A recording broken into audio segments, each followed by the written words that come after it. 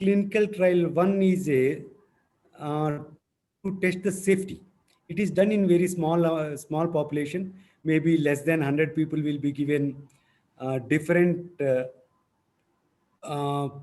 different amounts of vaccine or the quantities of this one. So to see whether this is safe or not, that is what is the clinical trial, phase 1 clinical trial. Coming to phase 2, this is mostly potency. A bigger number is checked, and mostly we will be looking at the whether we are able to produce antibodies or not, especially for the vaccines. A, some indication that it is working, the potency. Whereas the phase 3 clinical trials, so the way it is planned, I will tell you about the Bharat's clinical trial, how it went. They selected 26,000 people for this clinical trial. It is more or less similar for the most of the vaccines that are tested. 26 out of these 26,000, 13,000 people are given a vaccine candidate, and 13,000 people are given a placebo. That means, and it is double blinded. Nobody knows who got the vaccine, neither the doctor who is administering nor the subject who is taking the vaccine. So it is double blinded vaccination, and then they will be looking for the people who are who develop the disease over the time. So once 130 people are developed the disease among all these people, among all these 26,000, they will decode the results. So in that, based upon the 130 people's this one, how many are vaccinated, how many are in placebo group. So based upon this, the efficacy percentage is decided. There is, it is not, it is a lot of statistics involved, but the whatever the efficacy they are talking about, 90%, 85%, 65%, this is based upon this. So percentage of people uh, got, means among the people who got the disease, how many, what is the percentage that is there in the vaccinated group, what is there in the placebo group. If it is 50-50, the vaccine is of no use. Okay. Equal amounts, if the equal people are there, the vaccine is of no use. So that is how it is done. And the complaint authority is in India, it is DCGA, CDSCO, Drug Controller General of India, and the CDSCO are the authorities. And when it comes to recombinant vaccines, again RCGM and other people are involved. So these are the two important regulatory organizations we need to deal with. Okay, and one more question I have from Pranjal Kumar Yadav. He's asking, can we predict the future mutations in the virus with a given, with the computational biology with regard to a specific population? Again, I need somebody to, Oh, sorry. sorry. Sir, he's asking that can computational biology predict the upcoming mutation in the virus? I think it is difficult. I think it is difficult because these viruses are quite fast in evolving, and we do not. It is really difficult to predict where it goes, and maybe it is difficult to predict the way the mutations, and it also depends upon the population, people who are affected, and how fast it is going and other things. It is difficult to predict, I believe. Okay. So do we have more time, or we can? Dr. Ratan, if you have one more question, you can go ahead. One question asking from Anupam Sharma. He's asking, what is the adjuvant used for Covaxin? It is aluminum hydroxide and a TLR78, this one molecule is also, a chemical molecule is also involved. And basically aluminum hydroxide is the one. Okay, so that's how I have the 3 questions from the participants, and now I'm over to Dr. Sethi. Thank you, Dr. Ratan. And when we Dr. Panduranga says a pandemic vaccine today may become seasonal vaccine tomorrow. It reflects the visionary approach of the industry people and College of Animal Biotechnology and Indian Virological Society extend sincere thanks to Dr. Panduranga for his kind gesture to accept our invitation in spite of his busy schedule. He has described the strategies for selecting the type of vaccine while developing pandemic vaccines and timeline for the development of vaccine depending again on the type of vaccine. Sir, we will be looking for future collaboration with you, especially to train our students for making them industry ready. Once again, thank you very much, sir, for a very informative talk. Thank you, sir. And I will be looking for your students to join us Yeah. Thank you very much. after finishing a big Just one thing more, Dr. Panduranga, please stay for some time Sure, with sir. Sure, us. sir. We will I'll go be with here. some I'll be more here. question answer, and you will be the one befitting person. So Thank you. please stay with us. Yeah. Thank you, sir. So we are done with our invited talks, and now I request Dr. Yashpal Singh Malik to start the proceeding of panel discussion. And in time. Thank you very much, Dr. Sethi. The first part of our experts is over, and we had almost all the lectures delivered, including majority of them were from outside Canada, Australia, Upasla, Sweden, West Indies, and then 2 lectures from Dr. Shailendra Saxena, Dr. Panduranga, and Dr. Himanshu.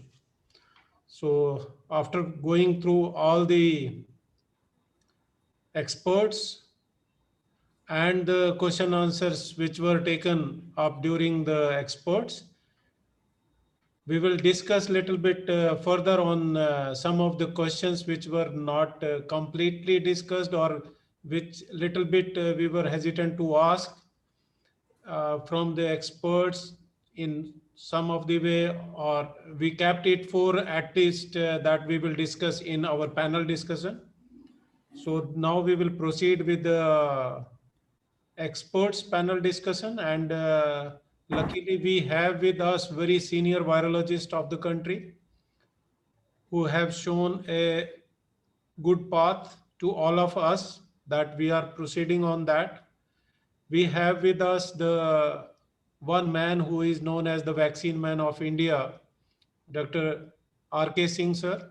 He just he was director of IVRI and number of other positions he has served, and contributed a lot on the viruses characterization, epidemiology, evolution, and then number of products came to the commercial up to that level under his guidance, and he himself was involved in number of vaccine configurations. So he is with us. I request him to be the panelist as a president of the IVS and as a senior virologist. We have with us Professor MP Yadav sir, who is the past president of Indian Virological Society, former director of the IVRI, and former vice chancellor of the Meerut University, and number of viruses Dr. Yadav have handled in his career, and he is guiding force to almost all the youngsters who are taking up their career in the virology, microbiology, or the animal science sections.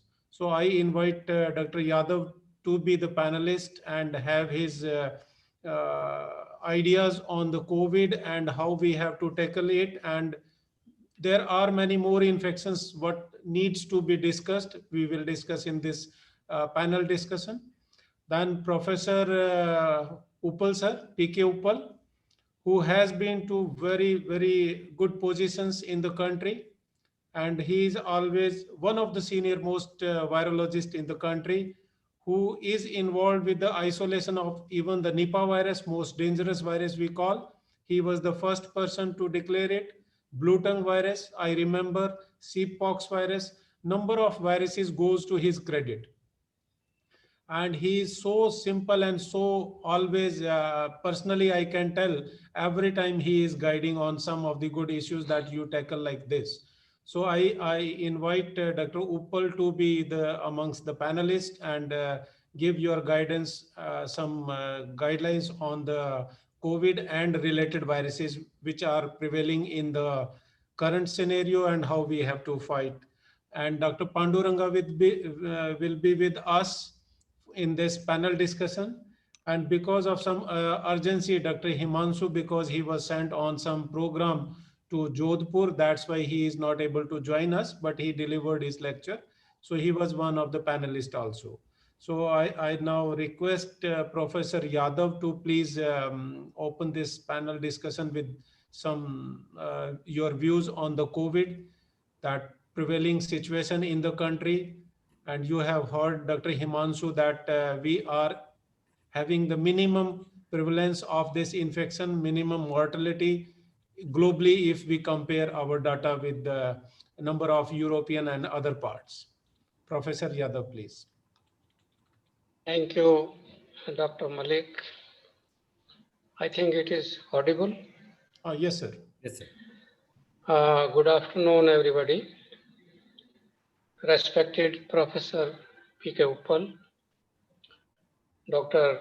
R.K. Singh, President of Indian Virological Society, Dr. Malik, Dean College of Biotechnology at Gadwasu, and all the distinguished participants. Now, since morning, I think all of us will appreciate that it is a very timely organized webinar by the Indian Virological Society and the College of Biotechnology, Gadwasu. I compliment and congratulate Dr.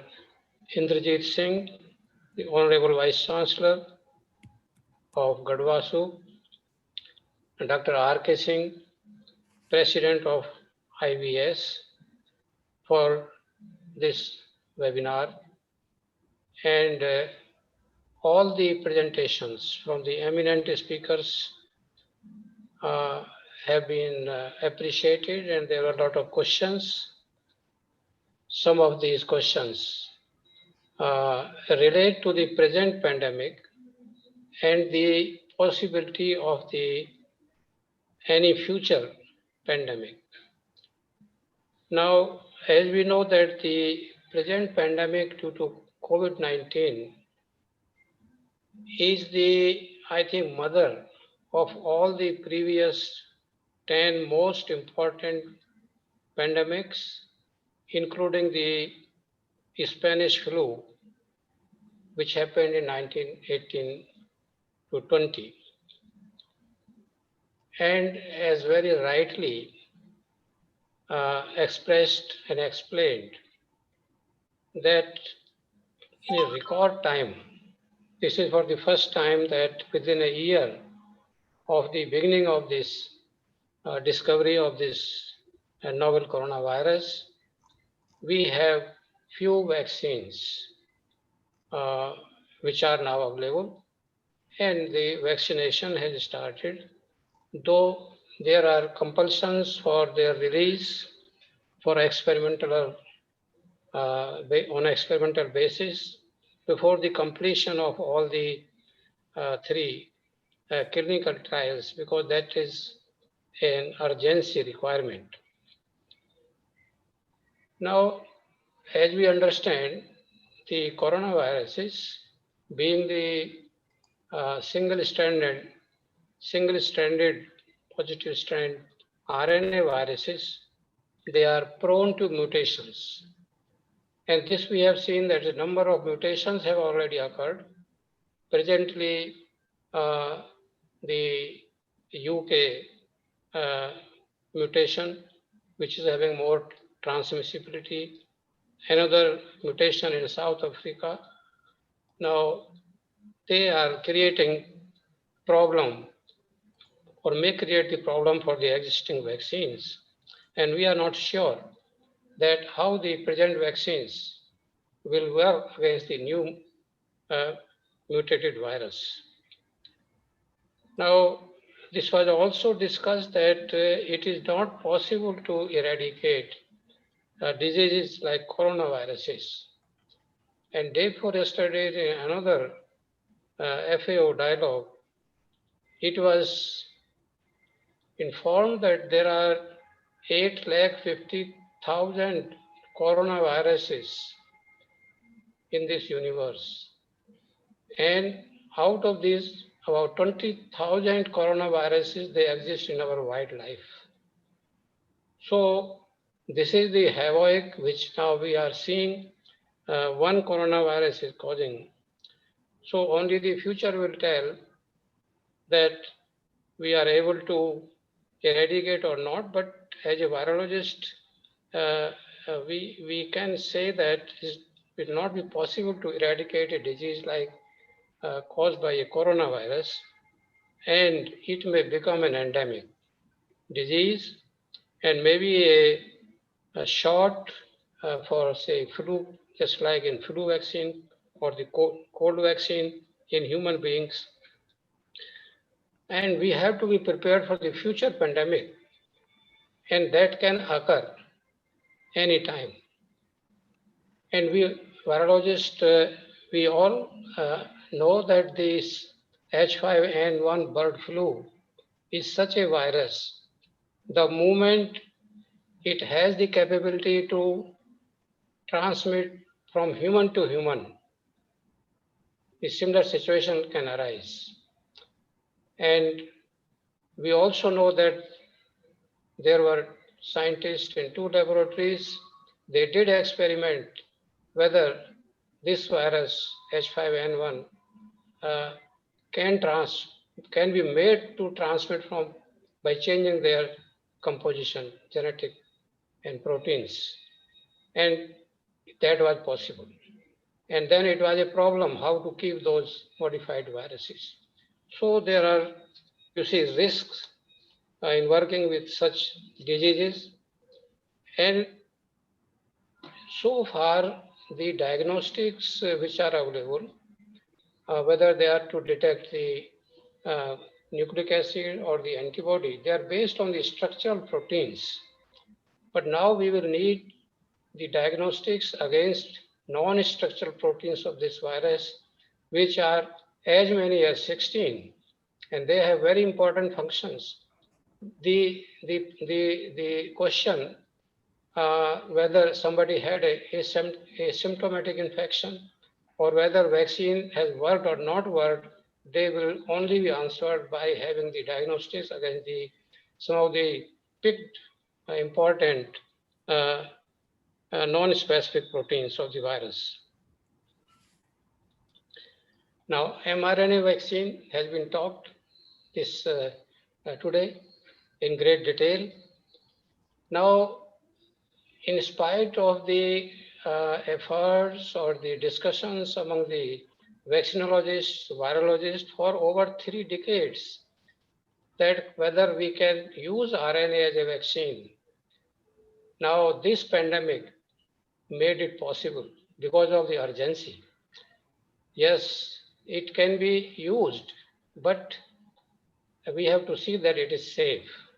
And I think there is a question mark, and only the future will tell.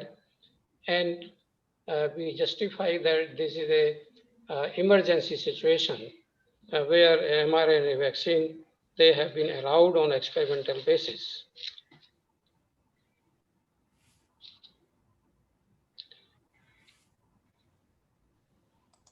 We have now technologies including genetic engineering, CRISPR, Cas9 technology. We have nanotechnology use, which is an answer or maybe an answer to keep the mRNA vaccine on a slightly higher temperature not necessarily at minus 70 degrees centigrade, lipid encoded, encapsulated vaccine. So all these, you see, scenario is before us. And this gene editing technology can be used even for developing diagnostics for any viral disease, including coronavirus. And it can also be used uh, to develop vaccine candidate virus. But so far, it is not certain whether some laboratory, about 200 laboratories or more than 200 laboratories working throughout the world on this COVID-19 vaccine, whether some laboratory is utilizing this gene addition technology or not. So, in brief, I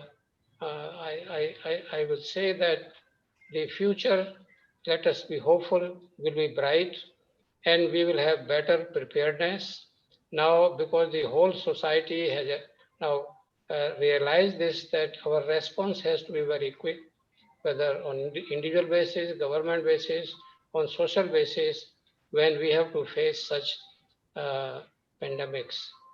And I think we have to change in many, in all the ways, in our thinking, in our research, if we want to succeed. Maybe that we have to change our some habits, including the food habits or our concepts about the disease. So I again thank the organizers for this very important webinar.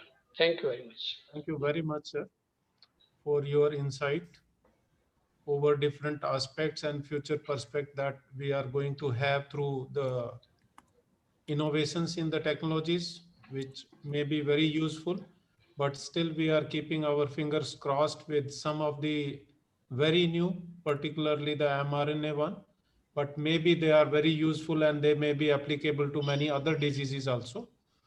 And now my one query is regarding that we all are discussing since its first report that started emerging from Wuhan, China, that animals are acting as a reservoir or the virus has come from animals. And still in majority of the parts of the world, we have not started any surveillance program in animals. So whether we need such programs, and we must take up to have one idea that where these viruses are hiding, or even in the expert lecture of Dr. Shovik, he also showed that number of animal coronaviruses are there. And if this virus also goes, there may be some exchange and there may be some changes in the human virus that may become more lethal to the society. So we must have more exhaustive surveillance program. So just I put up this question before Dr. Upal sir. Please say something over this point, sir.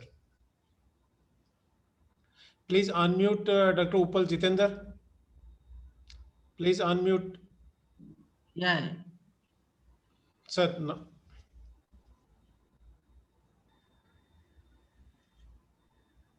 Am I audible? Yes, sir. You are audible, sir.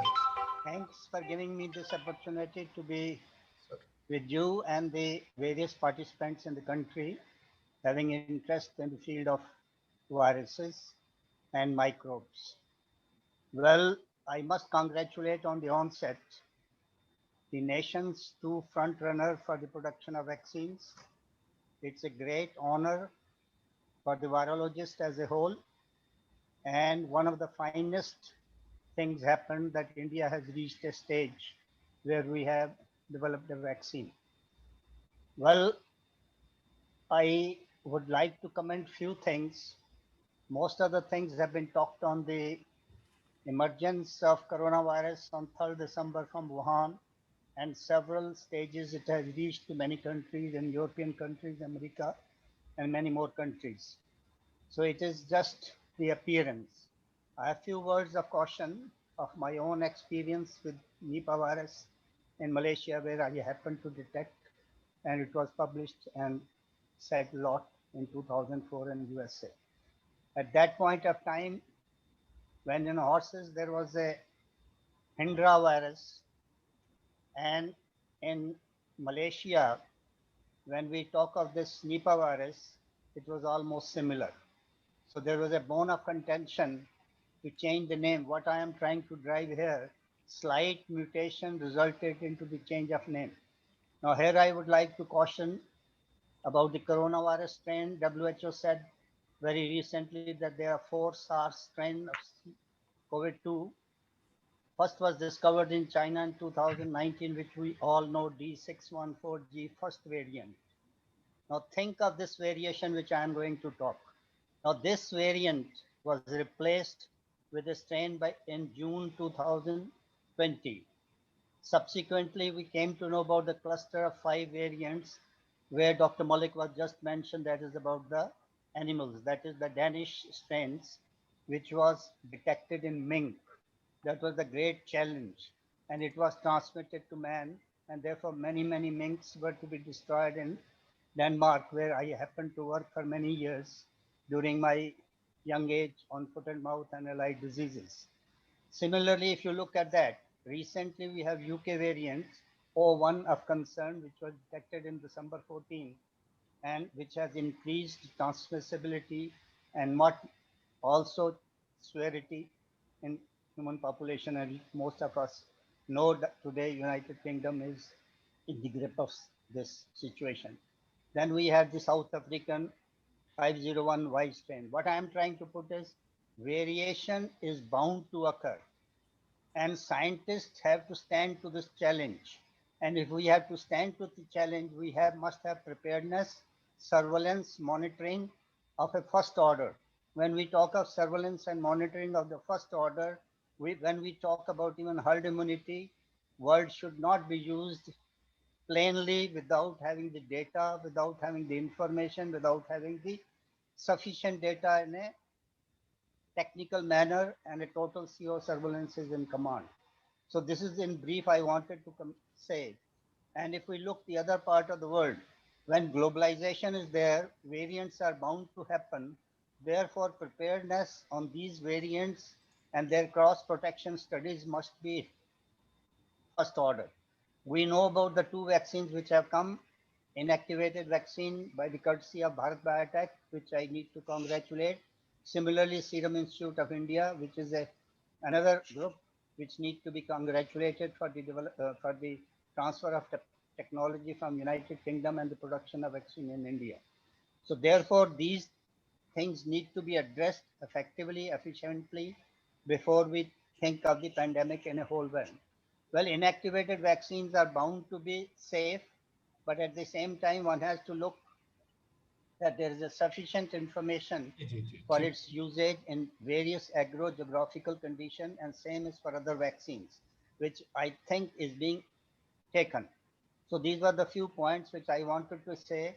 Variation is to be examined critically. Genome sequencing needs to be done from time to time to find out what are the variations and what are the protection level. If we take care of this from the scientific community, I think the country stands to gain and achieve many laurels in time to come. Thank you very much, sir. And there is one question from, there are many questions, Dr. Panduranga, regarding vaccines.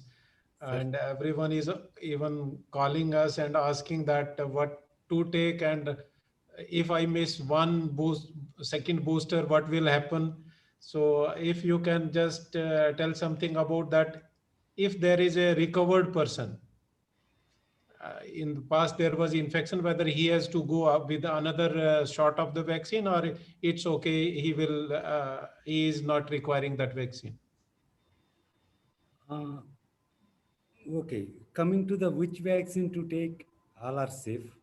I cannot recommend one among this one, and all are safe. All are proven, means the efficacy, safety, everything is proven. So whatever is, okay, anyhow, I don't think we have a choice also. Whatever is available, whatever you can get fast, there's a vaccine you need to take. Okay. Then coming to the recovered people.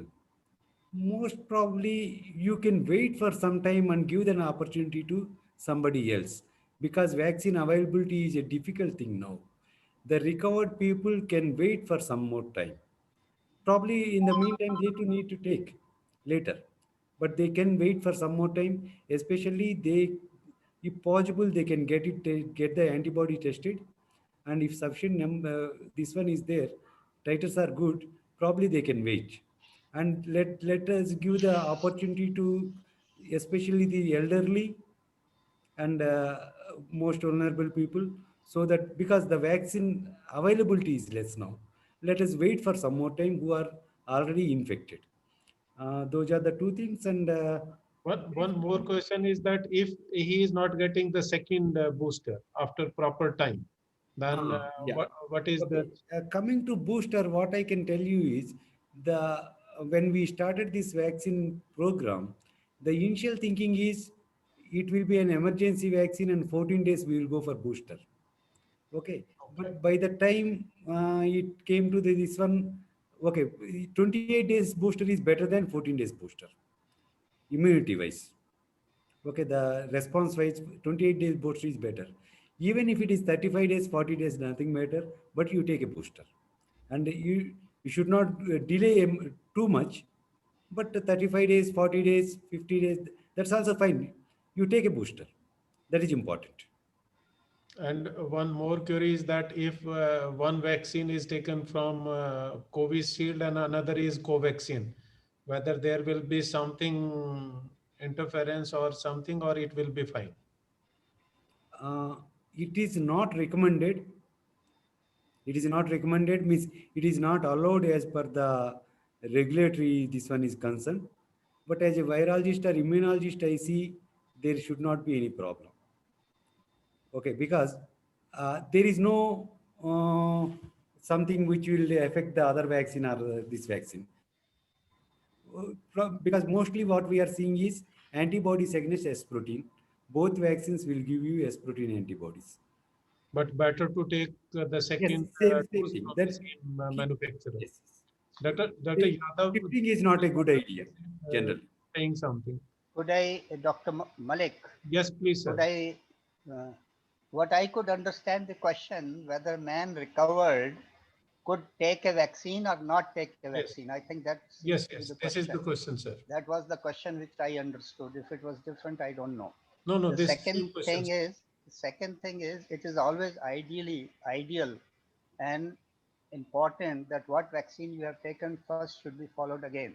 Suppose if it is a messenger RNA vaccine and you are giving DNA based vaccine, there is a vast difference. Similarly, if there is an inactivated vaccine and if you are giving plasmid based vaccine, so it has to be on the same line as an ideal situation.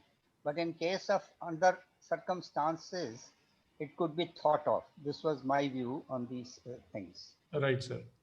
And the other thing is which I feel the, there is a hope that we will have a single dose vaccine in time to come. Instead of two doses, a single dose vaccine efforts are being in process. And similarly, there are many efforts being done on intranasal vaccine, which I think Rao could also elaborate if he wishes. Thank you. Yeah, intranasal is also people are. Yes. I support Professor Uppal on this point. And a general recommendation is that the first and second doses should be of the same vaccine. And using different vaccines may create a number of problems, because there is a competition between the vaccine manufacturers, different opinions. So why to give such opportunity? And best is to use the same vaccine, and it will be available. Yes. If it is not available, then it is a question of thinking what we should do now. So as a rule, same vaccine should be given as a booster. Thank you. Dr. Panduranga, can you little bit elaborate the vaccine which is going through intranasal approach? People are working on It that is aspect also. it is similar to that chimpanzee, what Serum and other people are producing, it is similar to that, and some other serotype. And what we thought is actually during the Ebola outbreak, we started working on the adeno vaccines, this one. Because of the pre-existing immunity, we thought we can go with the intranasal. By giving intranasal, it can overcome some level of pre-existing immunity. And that too, we will get IgA response and other things. So that is one reason we are thinking about intranasal. Even means if there is some pre-existing immunity is there, so that it can be used for several later also. That is one thing. And basically it is a chimpadenovirus, similar to what AstraZeneca is doing.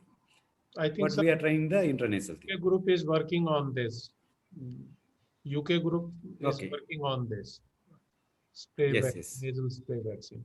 And how long this will protect if we are taking 2 doses perfectly on time? How long it will protect the person?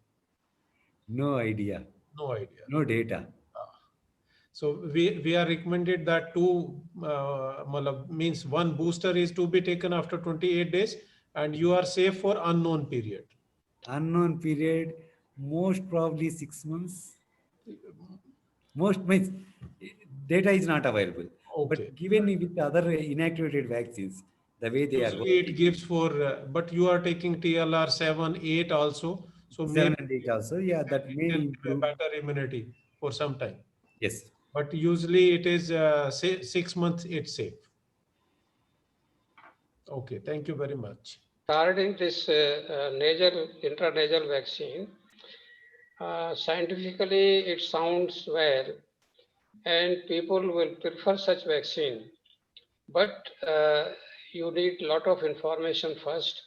This is essentially to prevent the entry of the infection or to kill the virus in the beginning itself, as it is for IgA. So how much immunity will be developed or not developed unless we have all that data? And doing it practically, there are problems. But scientifically, yes, it may be good and it can work also. But other questions still remains to be answered. Thank you. Yeah, Dr. Singh, yes, please, sir. Please unmute Dr. Jitendra. Please unmute Dr. Singh.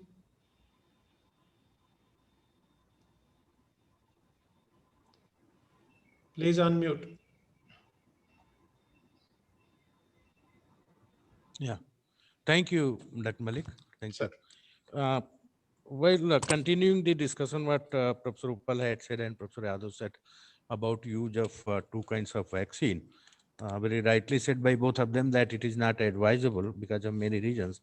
But one of the key reason would be because after 1 dose, you need the second dose for boosting the immunity. If you are not using the same vaccine, so that boosting effect may not be there. And adenovirus now, what they're doing, like they use 1 adenovirus for the primary dose, and then for booster, they are using another serotype. So antibodies will be less, but then cross reactivity might be there.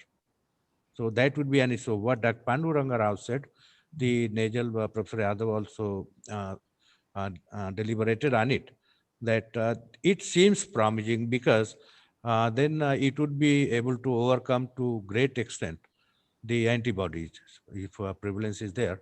So it will be taken care of. So that's a good approach. Thank you, sir. So thank you very much, all the panelists. And now we have to go with the next proceeding of this webinar. With we will have the 1 minute. Okay. Malik, Yes. 1 minute. Okay, I would like to, I'm really happy, and I sat with my guru, Dr. R.K. Singh, and his gurus. Thank you, Pandu. Thank you. This one for me. Thank you. Sharing the time and being Thank you there. for the opportunity. Thank you very much. Thank you, Dr. Pandu.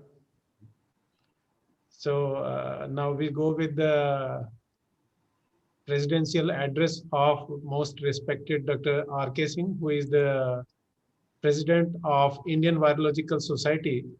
And I will be very happy to read about Professor Singh, his bio. Dr. Singh was the director cum vice chancellor of the most premier institute of the country, veterinary institute of the country, what we call as the Makkah Medina Indian Veterinary Research Institute, and he joined as director on 5th February 2014 until 31st of July 2020. He was the director, and under his leadership, number of new programs were started, including the BVSC program, and that batch has first batch has come out from IVRI. And before that, Dr. Singh was scientist S1.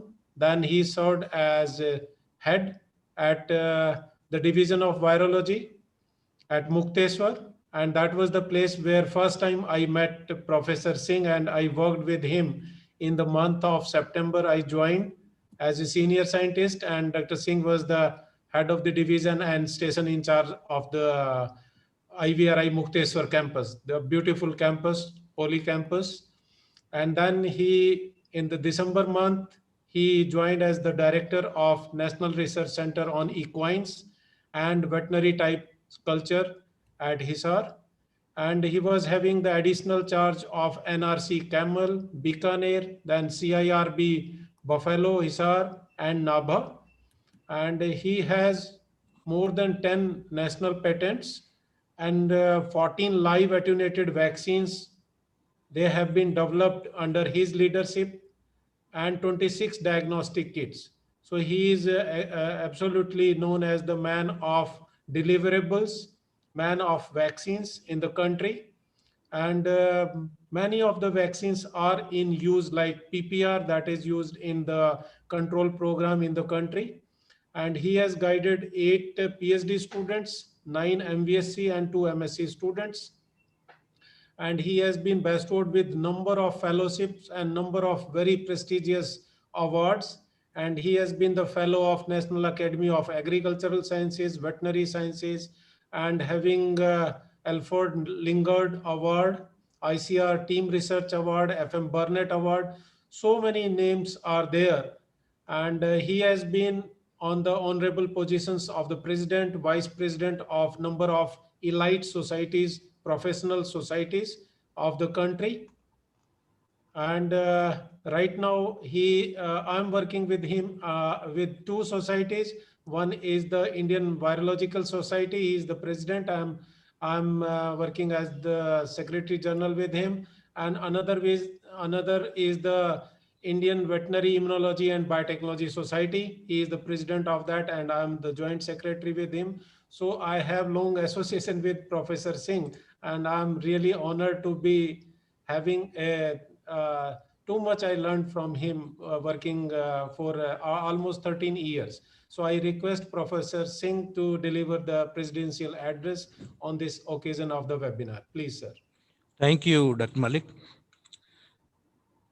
Most respected Professor Uppal, most respected Professor Yadav, my colleague Dr. Malik, Dean College of Biotechnology, Guru Angad Dev Veterinary University, learned speakers and distinguished participants. At the outset, I thank the Honorable Vice Chancellor, Dr. Inderjeet Singh, and his university for having this program under the aegis of Indian Virological Society. A very apt topic, because a lot of questions now they are roaming in the minds of the people at the time when vaccination has already started. So it is very much important that awareness is being spread, because we have seen that whenever such big vaccination campaigns they are being launched, then anti-vaccine lobby will be active, and then a lot of rumors would be again being floated. So here awareness among the public is very, very important. And therefore, such organization of such programs is very important, wherein you also clear doubts in the mind of the people. Now, we have had a lot of detailed discussions about COVID-19 pandemic concerns and what needs to be done. So I would like to add just 1, 2, 3 things in this, that when we have any pandemic like COVID we had, I think this is the biggest one in our life, because uh, about 100 years back, we had the Spanish flu, and of that magnitude is COVID. Now, we were totally unprepared. There were a lot of uncertainties into it. But then when such opportunities come, then we need to think coolly what we can do as an individual, what we can do as an organization, what we can do as a society. We have learned many lessons. This virus has also been very unpredictable. We started with 3 symptoms. Now there are more than 14 symptoms. And yesterday I was reading that people who are hospitalized and they have high sugar level, so the mortality they increased by about 20%. So what is again said that till now we had the temperature, pulse, respiration, and blood pressure as the 4 parameters. So now blood sugar should also be the 5th parameter, and general parameters. It should be added into it because it has become very common. We know India is a diabetic capital. So therefore, this 5th symptom should be uh, uh, taken up as in normal routine. Now, a lot of researches had been done. I was reading about a week back, and I read that there are more than 85,000 papers already published on COVID during these months. A lot of unprecedented publications. And then, as Professor Yadav said, that it was the record time when the vaccines were developed. I think it is after quite some time that such kind of vaccines they have been developed, and that too using many platforms. Because when there is uncertainty, we do not know which vaccine is going to work best. And therefore, many platforms have been used. And luckily, they are giving good results. But then we have still to wait for getting results in terms of duration of immunity. Otherwise, primary data we have already got. So this is one aspect. Second aspect, what is very important when we have such kind of epidemics and pandemics is that they provide an opportunity to understand the pathogen biology. And therefore, for posterity, we should, it is my earnest opinion, that we should make a repository of the pathogens and also the serum samples, because this is going to be very handy in time to come. So such kind of a strong repository has to be built up. And then this has to be by the policy of the government, because funding will be required for maintaining such facilities, and small facilities they cannot take care of. So it should be, I think one of the recommendations can go that we should have a strong repository, not only of COVID, but say in last few years, if you just have a look, I just read one paper from FAO that in India from 2001 onwards, we had disease incursions in 11 years. So initially, Nipah virus in 2001, SARS in 2003, then Nipah virus outbreak again in 2007. 11, we had first outbreak of CCHF, which was repeated in 13. And then we had in 14, we had CCHF again, and then Ebola. 27, we had Zika virus. 18, we had Zika virus, and then also Nipah virus again. And then we got CCHF 2019 again. And then this kind of situation will keep on arising. Now here, if you see, when the Nipah virus started in 2001, then we had 2001, 2007, and then again we got in 2018. Similarly, if you have a look at CCHF, when we started in 2011, and then 2013, 2014, 2015, we already had this kind of, it is continuing. And then again, 2019 again. So in such situation, and then antibody prevalence is again very high in many of these states, Gujarat and Rajasthan. So as was discussed, I think daytime you had already discussed about surveillance, that this is one of the important program which should continue. I'll come to that later. But before means a repository, and then also the understanding pathogen biology, because that is the time when we can learn about what is the disease progress and how disease is progressing. It is very important. Another issue which has come up here, that the affections are many. Even nervous system has been affected. There had many issues with nervous system besides circulatory system and respiratory system. But one thing which has again come up as co-infections. As infectious disease experts, we need to now consider co-infections, whether they are two pathogens of, say, two viruses, two bacteria, or one virus, one bacteria, or fungus mix up. Now here in COVID, if you see, in COVID triggered mycosis, we call them as black fungus disease. It is mucormycosis. So it has also been responsible for many deaths, and then even eyes have been lost. So co-infections, not only in COVID, but in general scenario, co-infections, they need to be addressed. Similarly, now coming to the what should be the actionable points. Number one, because such kind of situations will be there, transboundary diseases will be emerging, and therefore we have to be in continuous cycle of risk assessment, wherein we need to have a national surveillance program. There is already integrated disease surveillance program, but then it needs to be strengthened. There are surveillance programs by ICR also, but then there is no link between them. And then we need a lot of epidemiological data, because that only will help us in predicting the disease risk. Surveillance data, epidemiological data we need to have, and this will help in also emergency preparedness, because if we can predict, of course, as Dr. Pandu said, what mutation is going to take place, you cannot predict. But there are chances, if we have robust data, what pandemics we are going to get after some time.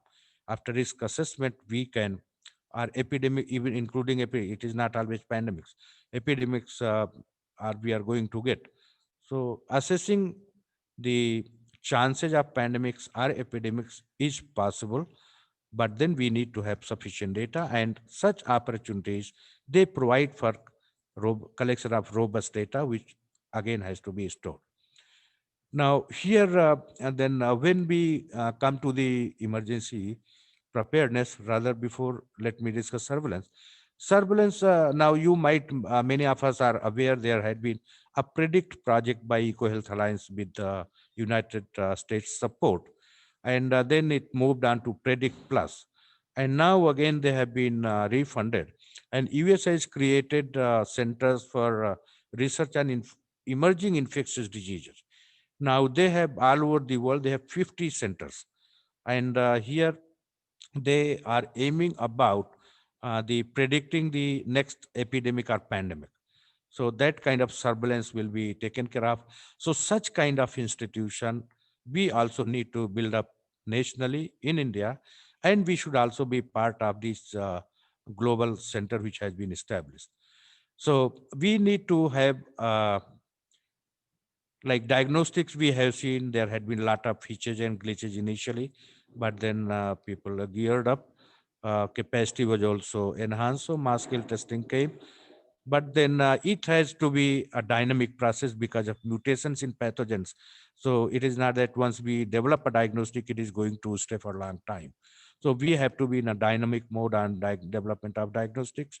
Vaccines, we should have some vaccine platforms available, that if new pathogen is emerging, then immediately we can, using that platform, we can develop vaccine for them. And such vaccine platforms, they are national platforms, they are required in the country. Due emphasis on public health and epidemiology has not been given. Me and Dr. Patnaik, we remember 2010 onwards, we had been very much focusing that we should stress on epidemiology. And then in 2010, ultimately, the name of PDADMAS was, it was renamed as National Institute of Epidemiology and Veterinary Epidemiology and Disease Investigation. But then more emphasis is to be given. I can cite one example of Japan. There are 8,000 public health specialists. Earlier, they had been surveying the tuberculosis, then HIV and others, but now they have been involved into it. So having a big team of public health specialists and epidemiologists is very much important. So we need to think in that system. And then because when such pandemics are being created, so it is because of the interplay of host pathogen and environment. Now there are a lot of changes because of demography, because of climate change, and the forest degradation of afforestation is not being done at the scale of deforestation, and therefore these such issues will always remain. And therefore one health approach which is still not being really practiced. Now, even during bird flu, we have seen that medical teams have gone without involving any veterinan, without involving people from environment. So I think one health approach has to be there. Now, ICR has started One Health, DBT has started One Health, ICMR has started One Health. We should have national One Health platform. So, Dr. Malik, it could be one of the recommendations that we should have a national One Health platform for effectivity. Then Professor Yadav sir remembers that 2008 there was a deliberation in NAS wherein we discussed about agricultural biosecurity, and then accordingly I made a presentation on livestock biosecurity. Professor Ayappan made on aquatic biosecurity, and Dr. R.K. Khetrapal on plant biosecurity, and ultimately 2009 a national biosecurity bill was submitted. But then it was to be taken up, but government changed and it was not taken up. So now it is again kept pending.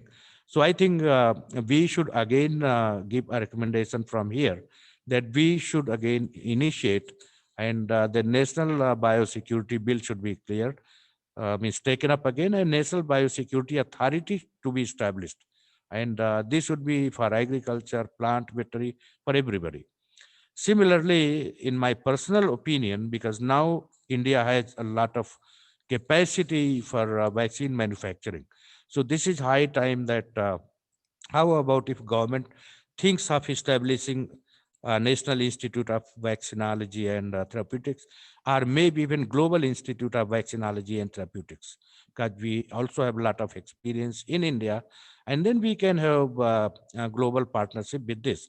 And having said that, because if we have such kind of institution, then while we develop the technology, and then it will be in the synergy with the vaccine manufacturing capacity what we have.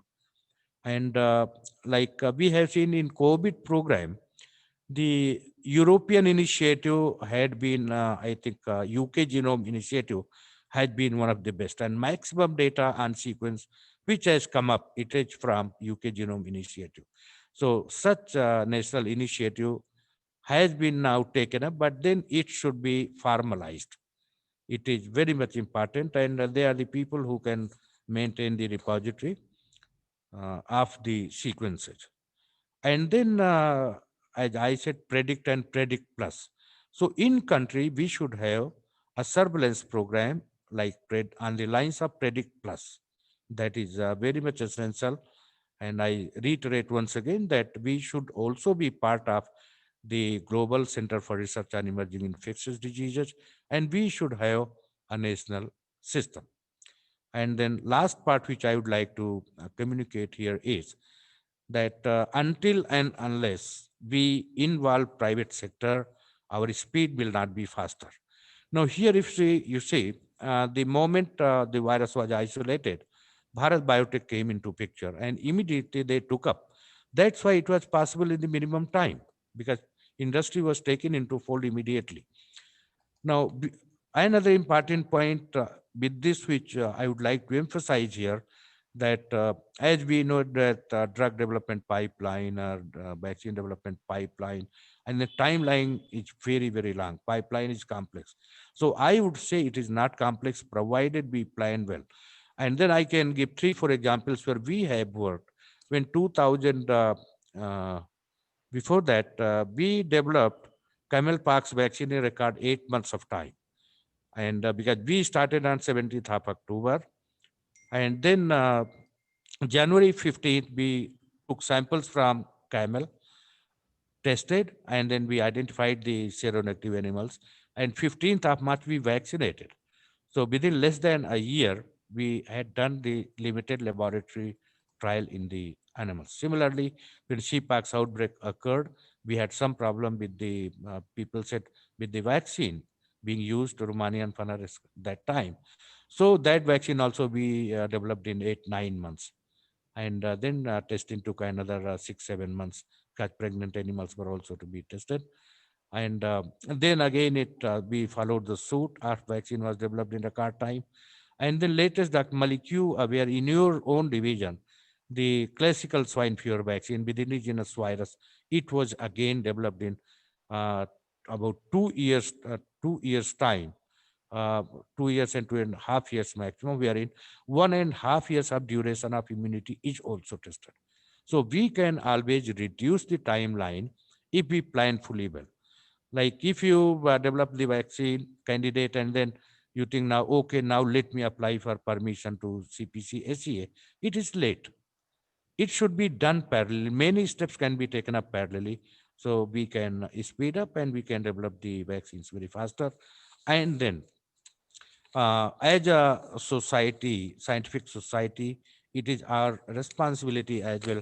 I am happy that during COVID period, a number of responses had been from our medical fraternity, like Dr. Shahid Jamil, Dr. Zakaria from Kerala. But then they also, Dr. Malik and his colleagues, they also developed the awareness material, etc., and put on the website. But then I think we need to be more proactive during such period of time. And then where I was thinking, but then we had been a bit late, but not too late. Like still there are doubts in the mind of the people. So as Indian Biological Society, I think we can make a small document about frequently asked questions about vaccines, and then those points we can put on the website, and also through media. It can go for general public through the news media and then television. I think then as a society we would be doing good. And we have seen that when such issues come, then many a times the scientific societies also come into play. So when there is some discussion, something, then we should also come in the picture and offer our opinion, very much which is science based, totally science based opinion. And now science matters a lot. COVID has again reinforced one thing. Even if you see the current team which was inducted at US, there is a separate department. Earlier which was there, but now more emphasis, and first time a principal scientific advisor to the president has been appointed. Earlier it was not, there was a committee. But now, like PSA to Prime Minister in India, now Principal Scientific Advisor or Akin post has been given to some scientist from who founded the Broad Institute. Now, Broad Institute founder is the now advisor to the president. So I think here, at least our scientific opinion on the things can go, whether it is testing, whether it is vaccine, whatever it is. So I think with this, I again thank you, Dr. Malik, for taking up the initiative and for organizing this program, and convey our sincere thanks from Virology Society to your Vice Chancellor and the university, that we thank you so much for taking up this one. Thank you very much. And Sir. as president of IBS, I also thank the distinguished participants and speakers who have today devoted their time for this conference. Thank you so much. Thank you. Thank you very much, sir. Now, Dr. Sethi, are you available? Dr. Thank Sethi? you very much, sir. And on behalf of the organizing committee, we are thankful to our Vice Chancellor, the Vice Chancellor, Dr. Inderjit Singh, for providing infrastructures, blessings, and motivation to organize this um, international webinar. We are also thankful to Dr. R.K. Singh, President in IVS, and Dr. Yashpal Singh Malik, Member Secretary, IBS, and Dean College of Animal Biotechnology for trusting us and providing us a collaborative opportunity to organize this seminar. Thank you very much, sir. And on the whole, we are thankful to all the governing body of IBS for nice collaboration. We are also thankful to our panelists, especially Dr. P.K. Uppal, sir, Dr. M.P. Yadav, sir, Dr. R.K. Singh, sir, and Dr. Yashpal Singh, Dr. Panduranga, sir, for sparing valuable time and for scientific deliberations, recommendations, especially the national level One Health Center or national level Vaccine Research Institute. I hope it will be, make a landmark in the coming days. I'm also thankful to my organizing committee members, especially Dr. J.S. Bedi, who is Director, Center for One Health, Gadwasu, Dr. Ratan Kumar Chaudhary, who is Assistant Professor, College of Animal Biotechnology, Dr. Shantanu Gowda, Dr. Jitendra Kumar, both are Assistant Professor in College of Fisheries. I'm also thankful to the speakers. In spite of time difference, they have been with us. And sir, it is, it's a self-praising if I say that we decided to have vote of thanks around 5 o'clock and I started exactly at 5 o'clock. So it all was possible for the timely help of the speakers, especially Dr. Scott Napper, Dr. Shobhit Ghosh, Dr. Banu Pratap Singh, and Dr. Jalti, Dr. Laura from Sydney, Dr. Himanshu Chauhan, and Dr. Shailendra, Dr. Panduranga. Thank you very much, sir, for your kind cooperation, accepting our invitation, and to make this seminar a meaningful one. I'm also thankful to the delegates most of the time because this is I will say this is a season of e-webinars. Everyone is organizing one way or other way online events, but our presence around 200 participants is very encouraging for us. Thank you very much for taking huge interest in this seminar. At the end, I'm thankful to my other colleagues who have been not named in it, but they helped me and to make this seminar a successful one, especially Dr. Baljeet Singh from University of Saskatchewan, Dr. Tand from University of Sydney. Thank you very much, sir. With this, we end the proceedings and again, thank you very much. Thank you very much, each and everyone. Have a good day. Stay safe, stay healthy. So I'm closing the meeting, sir. Yes, please proceed. Thank you. Thank you, sir. Thank you. Thank Sir. you. Thank you. Take care, Malik. Everybody.